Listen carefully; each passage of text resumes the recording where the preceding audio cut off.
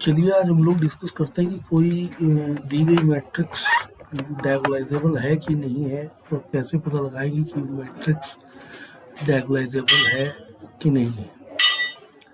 इसके लिए एक सिंपल सा ये एक तरीका है कि इसके लिए हम लेते हैं let A B a matrix of order n cross n। तो A X is equal to lambda X, lambda is eigen values of A and जो ये कैपिटल एक्स इज करस्पॉन्डिंग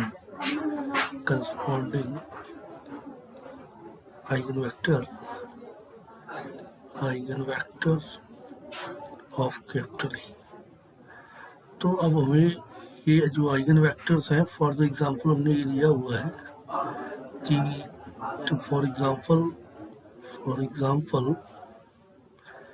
कि एक 3x3 की मैट्रिक्स ली हमने, ये 3x3 ऑर्डर की matrix है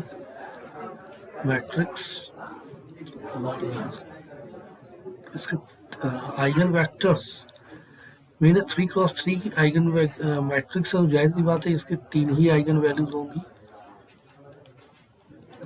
3 आइगन वैल्यूज है तो मैट्रिक्स डायगोनालाइजेबल कब होती है कि जब when A has 3 linearly independent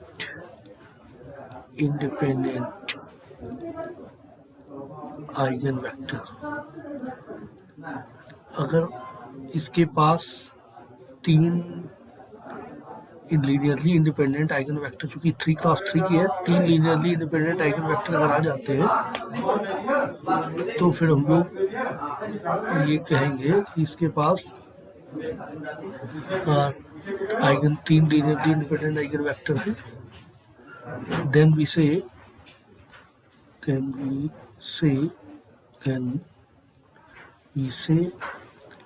is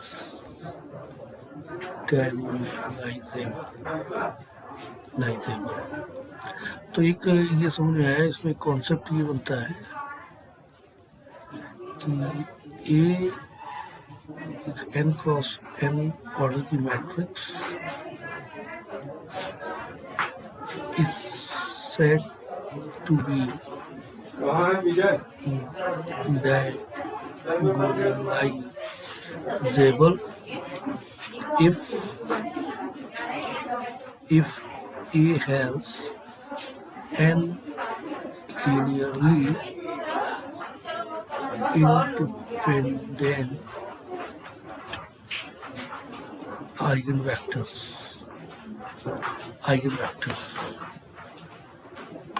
अगर 3 लीनियरली इंडिपेंडेंट आइगन वेक्टर्स हैं तब हम कहेंगे कि मैट्रिक्स इज डायगोनालाइजेबल। अब कैसे चेक करते हैं, मेथड क्या है इसका, कैसे हम चेक करेंगे कि मैट्रिक्स डायगोनालाइजेबल है कि नहीं है। तो इसलिए इसका एक सिंपल सा एक एग्जांपल के तौर पे एक और बता दें कि जैसे मान लीजिए कि ए 3x3 की मैट्रिक्स है और उसकी 3 आइगन वैल्यूज आती है, लेमडा 1, लेमडा 2, लेमडा 3, और 3 ही आइगन वेक्टर इसके करस्पॉन्डिंग लेमडा 1 के करस्पॉन्डिंग आइगन वेक्टर ये आइगन वैल्यूज है। एक x2 आता है, ये x3 आता है, ये आइगन वैल्यूज हैं, ये आइगन वैल्यूज दी गई हैं और ये आपके आइगन वेक्टर्स दिए गए हैं, ये आइगन वेक्टर्स दिए गए। तब इस पे ये हम लोग इसमें आइगन वैल्यूज तो एक मैट्रिक्स फॉर्म करेंगे, एक मैट्रिक्स फॉर्म करेंगे इन आइगन वेक्टर्स के हेल्प से x1, x2, x3। ये जो मैट्रिक्स होगी 3x3 की मैट्रिक्स होगी और ये 3x3 की मैट्रिक्स होगी। तो अगर A डायगोनालाइजेबल है, A is diagonalisable, then A then D is equal to P inverse A P के फॉर्म में लिखा होना चाहिए। ये जो डी दिया हुआ है, ये D is equal to P inverse A P का फॉर्म आना चाहिए, ये वैल्यू मिलनी चाहिए। डी क्या है, डी बनता कैसे ये भी समझ ले। जो डी होता है एक्चुअली ये डायगोनल मैट्रिक्स होती है, डायगोनल मैट्रिक्स होती है डी एक डायगोनल मैट्रिक्स होती है, और ये इसमें आइगन वैल्यूज होते हैं। जो ये डी है एक आइगन मतलब λ1, λ2, λ3 इस तरीके की मैट्रिक्स फॉर्म होती है, ये डी बनती है, ये मैट्रिक्स डी है।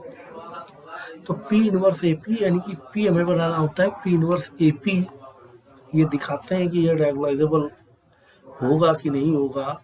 ये P हमें बनाना होता है, P इनवर्स AP के द्वारा हम लोग चेक करेंगे कि डायगोनलाइजेबल है कि नहीं है। इसमें और एक बात बताएं कि कुछ ट्रिक समझ लें कि आप सिर्फ कैरेक्टरिस्टिक इक्वेशन से ही ये आइडिया लगा लेंगे कि मतलब आइगन वैल्यू से आइडिया लगा लेंगे कि मैट्रिक्स डायगोनलाइजेबल है कि नहीं है। तो इसका एक सिंपल सा मेथड ये होता है कि अगर if all eigen values of matrix A are different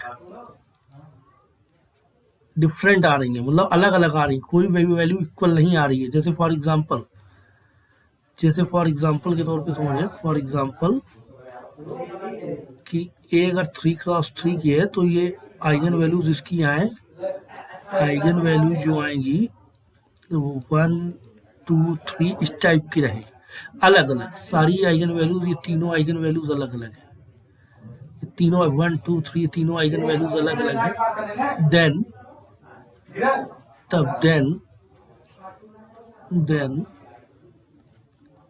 A is said to be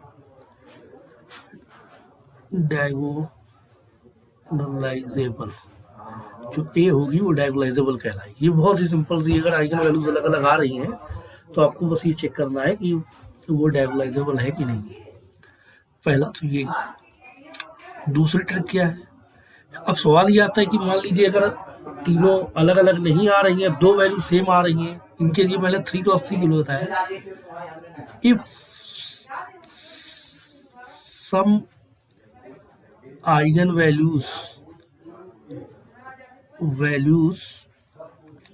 are same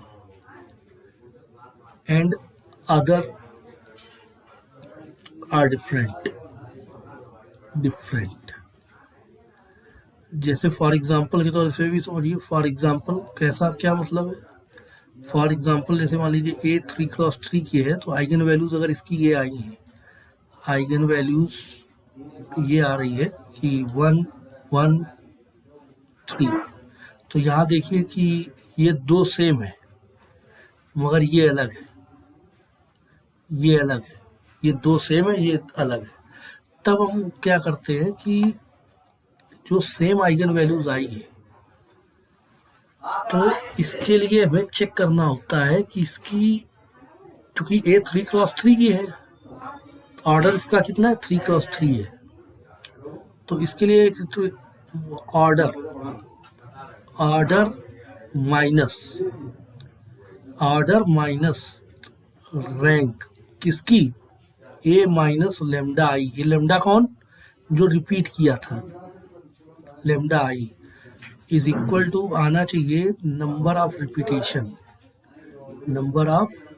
repetition. जैसे फॉर एग्जांपल ये जैसे हमने ये डिस्कस किया था, इसके लिए ये जो डिस्कस किया था इसी एग्जांपल के लिए बात हो रही है। इसके लिए मतलब ऑर्डर यहाँ 3 है माइनस, तो रैंक किसकी, ए माइनस लेमडा की वैल्यू कितनी 1 यानी आई, इसकी वैल्यू कितनी आनी चाहिए 2। तो कहने का मतलब ये 2 कब आएगी, जब रैंक ए माइनस आई की वैल्यू 1 आ जाए। अगर रैंक ए माइनस आई की वैल्यू 1 आ जाती है तो ये 2 हो जाएगा।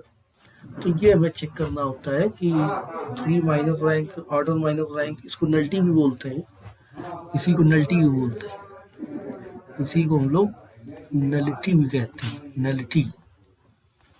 ये नल्टी किसकी है? ए माइनस लेमडा आई की नल्टी है, ना कि ए की। ठीक है, तो ये इफ सम आइगन वैल्यूज आप सही, तो ये इस तरीके से निकालते हैं, तो ये चेक करना होता है हमें इस तरीके से। ये एक डायरेक्ट फार्मूला रहता है। अब सवाल ये आता है कि कौन सी ऐसी मैट्रिक्स है जिसकी सारी आइगन वैल्यूज सेम हो। एक तीसरा नोट पॉइंट और है कि if all eigen values are same और matrix is diagonalisable, is diagonalisable, तो ये फिर there is only one matrix, there is only one matrix. और मैट्रिक्स क्या है? There is only one matrix, that is null matrix, that is null matrix. If all eigenvalues are same, matrix is diagonalizable and there is only one matrix, that is null matrix. अब हम लोग एक problem discuss करने जा रहे हैं कि एक एग्जांपल पे डिस्कस करेंगे कि एग्जांपल है कि ये चेक करेंगे कि डायगोनालाइजेबल है कि नहीं है। तो दिया गया है a इज इक्वल टू ये +1 -1 1 -1 1 -1 और 1 -1 1 ये दिया गया है। इसका हम चेक करेंगे कि डायगोनालाइजेबल है कि नहीं है। तो a minus lambda I characteristic equation बनाना है पहले। तो 1 माइनस लेमडा -1 1 -1 1 माइनस लेमडा -1 1 -1 और ये रहेगा आपका 1 माइनस लेमडा। इस डिटरमिनेंट को सॉल्व करना है तो ये आ जाएगा आपका is equal to 1 minus lambda और 1 माइनस लेमडा का होल स्क्वायर -1 और +1, तो ये आ जाएगा -1 प्लस लेमडा और +1 और +1, ये आ जाएगा 1 माइनस का 1 प्लस लेमडा, ये आ जाएगा आपका। तो 1 माइनस लेमडा, तो ये 1 plus lambda square -2 lambda -1 plus lambda is equal to, ये हो जाएगा आपका। सोल्व करेंगे तो लेमडा 1 से 1 कैंसिल हो जाएगा। हाँ, 1 से 1 कैंसिल हो जाएगा। ये आ जाएगा आपका lambda square -2 lambda minus lambda cube plus 2 lambda square plus 2 lambda और ये आ जाएगा आपका lambda cube plus 3 lambda square. अब mod determinant of a minus lambda I इसको 0 करेंगे। It is implies that lambda cube plus 3 lambda square is equal to 0। It is implies that lambda is equal to 0 0 and एक second, ये minus रहेगा यहाँ -003। तो आप देख रहे हैं इसमें 2 आइगन वैल्यूज रिपीट की हैं, तो इसको चेक कर लेंगे। तो हमें आइगन वेक्टर निकालना है। अब हमारा रूल रहेगा आइगन वेक्टर फाइंड आउट करना है। आइगन वेक्टर्स निकालना है। तो for eigen value lambda is equal to 0, lambda is equal to 0 हो जाएगा। तो ये हमारा आइगन वैल्यू के लिए लेमडा इज इक्वल टू 0 हो जाएगा। तो ये आ जाएगा a minus 0i into x is equal to 0। It implies that ये आ जाएगा 1 -1 1 -1 1 -1 और 1 -1 1 और x का मतलब हो जाएगा इसमें x1 x2 x3 is equal to 0 0 0। इसमें सही तरीका ये होता है आपकी बुक में या जो भी आप देखें डायगोनालाइजेबिलिटी, या फिर हमने जो उसके पहले बताया है आइगन वेक्टर्स निकालने का एक सबसे बेहतरीन तरीका ये होता है कि इसको इक्विवेलेंट फॉर्म में कन्वर्ट कर दीजिए। जो मैट्रिक्स दी गई है या जो मैट्रिक्स दी गई इसको चेंज इन इक्विवेलेंट फॉर्म में बदलने की कोशिश करेंगे हम लोग और देखेंगे क्या आता है। इट इज इम्प्लाइज दैट, तो ये R2 की जगह हम लोग लिखेंगे R2 प्लस R1 और R3 की जगह लिखेंगे R3 माइनस R1। तो ये जो मैट्रिक्स होगी ये रिड्यूस हो जाएगी हमारी 1 माइनस 1 1 0 0 और चूंकि प्लस यानी कि 0, ये भी 0 और R3 माइनस R1 यानी कि ये हो जाएगा आपका 0 और ये भी 0। देखिए 0 आ रहा है, ये आ जाएगा x1 x2 x3 is equal to 0 0 0। ये मेथड अब यानी कि ये बचा इट इज इम्प्लाई, इसकी रैंक यानी 1 आ गई। इसकी रैंक कितनी आ गई 1, यानी कि ऑर्डर 3 है, 3 माइनस 1 इज इक्वल टू 2 और दो ही आइगन वैल्यू रिपीट कर रही हैं, यानी कि ये मैट्रिक्स डायगोनलाइजेबल है। तो हम चेक कैसे करेंगे, इसमें equation I x1 minus x2 plus x3 is equal to 0। हम लोग लेट कर लेंगे, अब चूंकि एक इक्वेशन 3 अननोन यानी 2 लेट करने पड़ेंगे, तो x1 इज इक्वल टू आ जाएगा x2 माइनस x3। अब चूंकि हमें आइगन वेक्टर निकालने होते हैं तो इससे चूंकि ये एक ही इक्वेशन आई हुई है तो हम लोग लेट कर लेंगे। लेट एक बार x2 को हम लोग 1, x3 को 0 और फिर हम लोग x2 को 0 x3 को 1। तो इसमें जब वैल्यू पुटअप करेंगे तो x1 क्या आ जाएगा, x1 हमारा आ जाएगा ये 1 0 यानी 1, इसमें पुटअप करेंगे तो x1 आ जाएगा आपका 0 यानी कि -1, यानी कि एक वेक्टर हो जाएगा 1 1 0 और तो ये आ जाएगा -1 0 एंड 1, ये आ गया। एंड थर्ड आप फिर आता है फॉर आइगन वेक्टर निकालना है, आइगन वेक्टर फाइंड आउट करना है for eigen value lambda is equal to 3।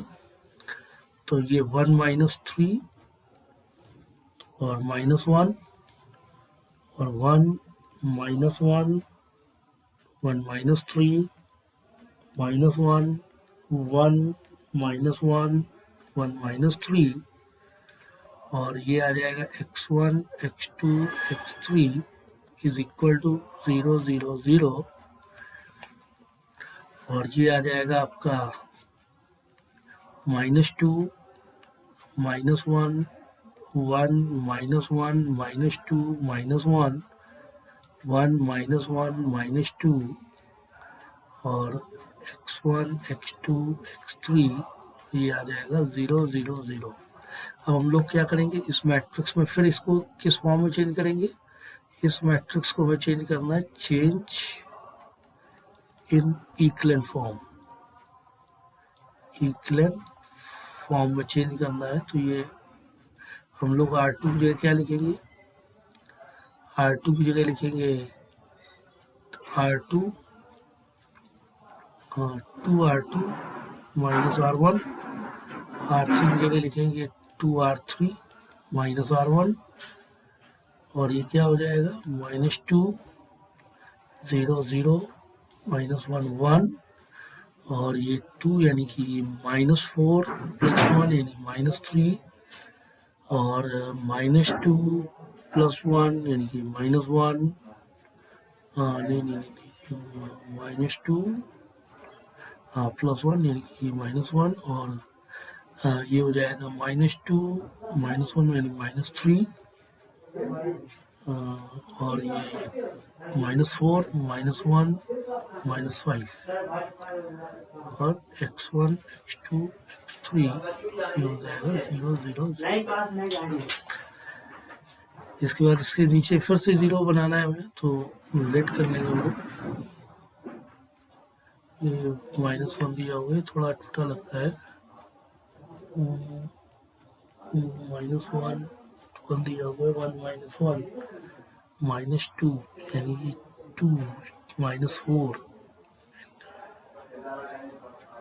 Oh sorry यहाँ प्लस होना चाहिए क्योंकि ये माइनस है, प्लस होना चाहिए 2R3। तो ये -2 -3 रहेगा 4 यानी ये भी -3 रहेगा। तो फिर हम इसके नीचे 0 बनाएंगे, हम लोग R3 की जगह लिखेंगे R3 minus R2, R3 minus R2, तो -2 -1 1 0 -3 -3 0 0 0 x1 x2 x3 और ये हो जाएगा 0 0 0। अब हम इक्वेशन यानी कि ये हो जाएगी आपकी -2 x1 -x2 plus x3 is equal to 0, -3x2 -3x3 is equal to 0। हम लोग लेट कर लेंगे, let x3 is equal to c, तो ये हमारा आ जाएगा x2 is equal to -c और c यानी कि माइनस का 2x1 plus 2c is equal to 0 यानी कि x1 is equal to c, यानी कि हमारा जो वेक्टर बनेगा वो बनेगा c minus C C, actually c की वैल्यू अगर 1 देख ले 1 -1 1 for c is equal to 1, for c is equal to 1, c कोई वैल्यू नॉन जीरो वैल्यू ले सकते हैं। तो हमारा देखिए दो वेक्टर्स आ गए हैं, एक वेक्टर हमारा ये निकल कर आ गया है, एक वेक्टर आप देख रहे हैं ये वेक्टर निकला हुआ है, एक वेक्टर ये निकला हुआ है 1 1 0 -1 और एक वेक्टर ये निकला हुआ है। तो हम p की संरचना करेंगे, p इज इक्वल टू क्या हो जाएगा, एक एक वेक्टर को कॉलम में डाल देना है। पहला वेक्टर डालेंगे 1 1 0 यानी कि 1 1 0, दूसरा डालेंगे तो दूसरा दिया हुआ है आप देख रहे हैं -1 0 1 -1 0 1 और ये दिया हुआ है 1 -1 1 यानी कि 1 -1 1, ये p बन गया। अब इसका इन्वर्स निकाल लेंगे, p इन्वर्स आप कैसे निकलेगा अभी डिस्कस हो जाए, p इन्वर्स निकालना।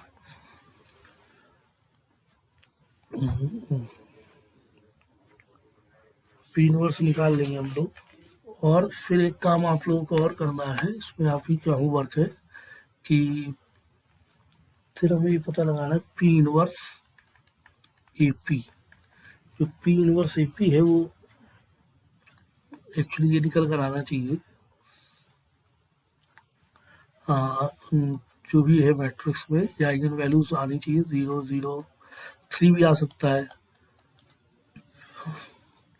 या फिर कुछ 3 मतलब कहीं रहेगा बाकी 0 रहेंगे, मतलब दो आइगन वैल्यूज रहेंगी। ये इस तरीके से हम लोग ये चेक करते हैं कि मैट्रिक्स डायगोनलाइजेबल है कि नहीं है। तो ये आपका होमवर्क रहेगा, इसमें आप लोग चेक कर लीजिएगा, जो रिलेटेड प्रॉब्लम्स है वो भेज दे रहे हैं मैट्रिक्स के लिए, उनको आप सॉल्व करके उसकी सॉल्व कर लीजिएगा। जो दिक्कत हो तो डिस्कस करिएगा कि कैसे क्या चेक करना है, कैसे क्या सॉल्व करना है, ये मेथड है।